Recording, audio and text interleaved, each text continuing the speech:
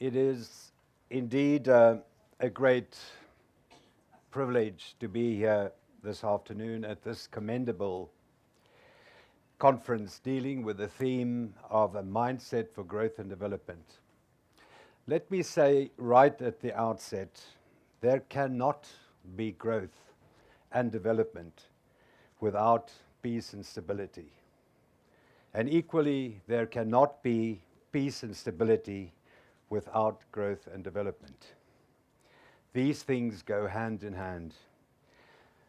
Coming from South Africa, our experience in South Africa was that South Africa in the past, in the apartheid days, was characterized by instability, isolation, division, racial hatred and violence.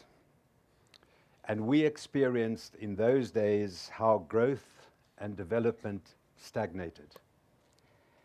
In fact, South Africa in the late 1980s, was on the threshold of widespread bloodshed and chaos.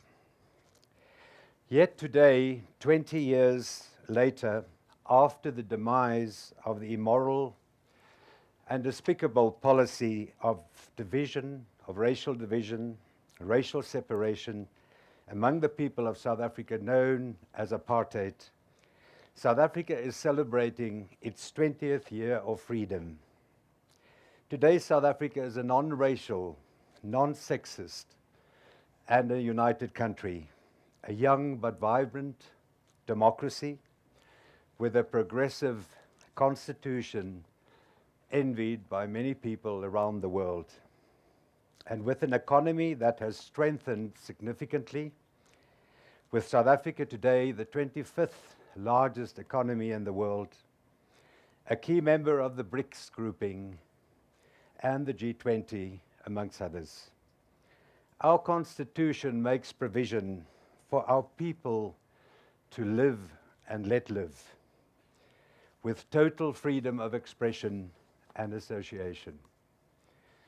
To mention a few examples.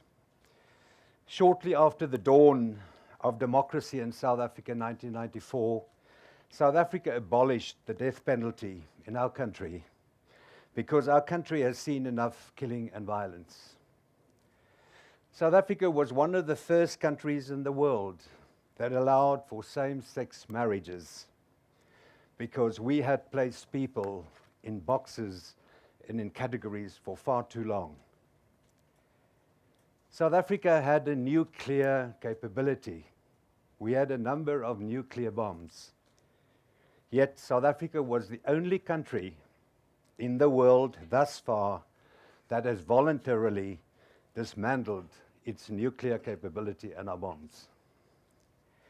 I want to tell you today that I was fortunate enough in my career to have worked very closely with a number of key political leaders in South Africa, amongst others, President Nelson Mandela, Thabo Mbeki, the former President F.W. de Klerk. And unfortunately, Nelson Mandela passed away in December last year. But South Africa was blessed with strong political leaders, all of whom, filled with patriotism and a love for their country, had a strong political will to solve its problems through negotiation, to sit around the table and discuss. And we solved our problem in South Africa, our transition, our past, without outside mediation. South Africans did that alone because the political will and the leadership was there. Nelson Mandela was an exceptional leader, a remarkable humanitarian and a great African who personified human dignity and compassion at its best, who possessed the highest ideals and most noble values from which the world and the international community must continue to draw inspiration and hope. Madiba often stated, "We need peace and reconciliation and stability in South Africa so that we can develop and grow."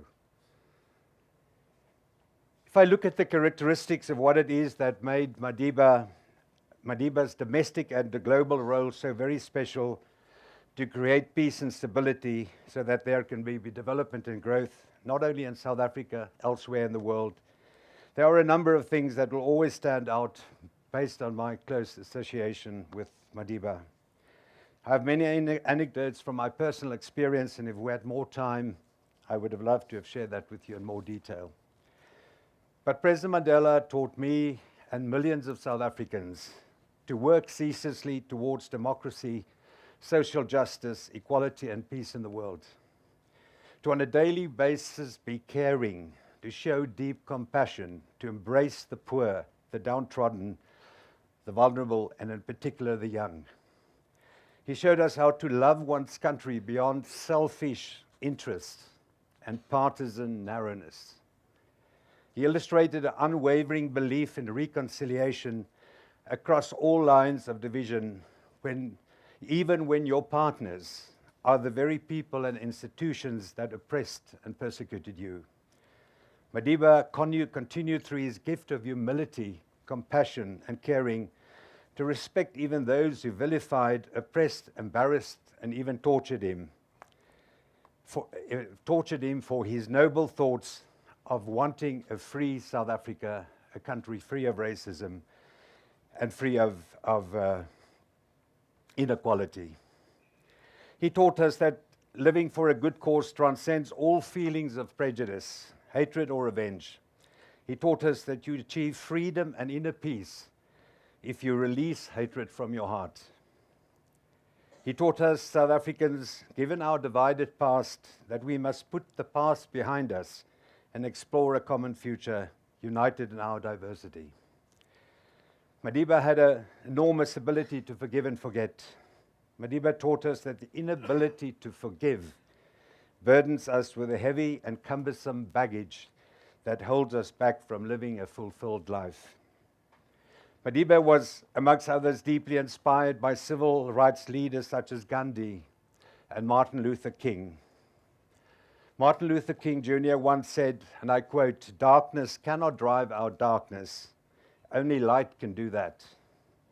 Hate cannot drive out hate. Only love can do that," unquote. What does all this mean in the reality of today and the challenges that you're all faced with?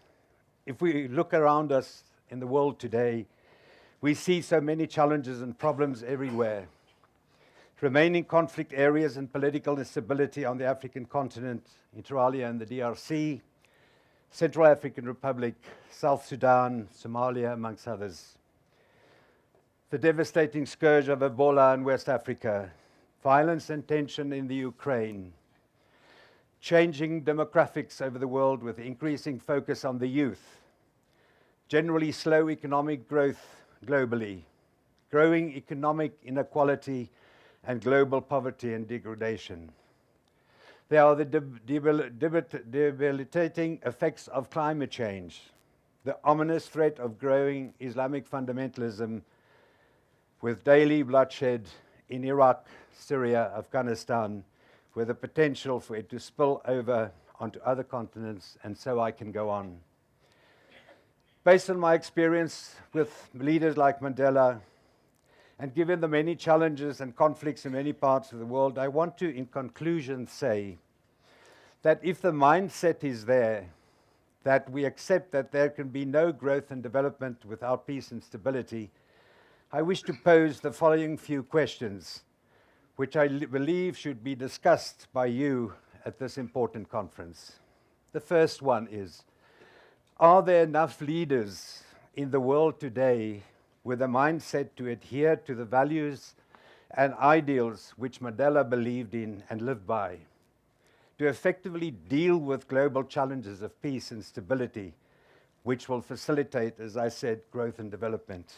Secondly, is there not a lack of serious political will to solve problems and conflict through negotiation in a spirit of true pragmatism and compromise?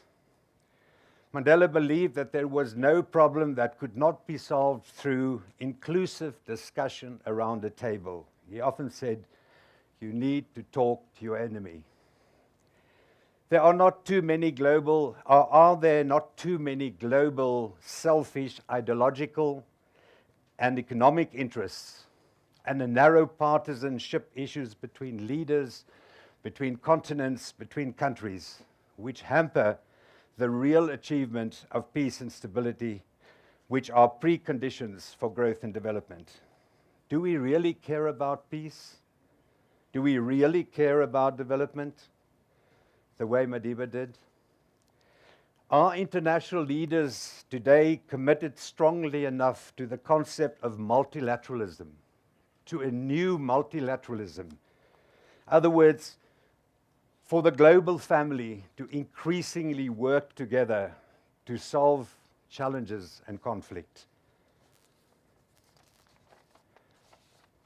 The next question is, would the world not be a better place if all of us on a daily basis try to implement those kind of noble values and ideals that Mandela believed in? Should you, as future leaders of Madagascar and elsewhere present here today, as part of your own mindset for growth and development, not make Madiba's values and ideals your own for implementation on a daily basis and work towards a better Madagascar, a better Africa, and a better world? Gandhi once said in conclusion, I quote, "You must be the change you wish to see in the world." And I conclude finally with a very appropriate quote by another famous civil rights campaigner, Robert Kennedy Jr. from the United States of America, who said, I quote, "There are many people who look at things the way they are and ask why. I dream about things that never were and ask why not." I thank you.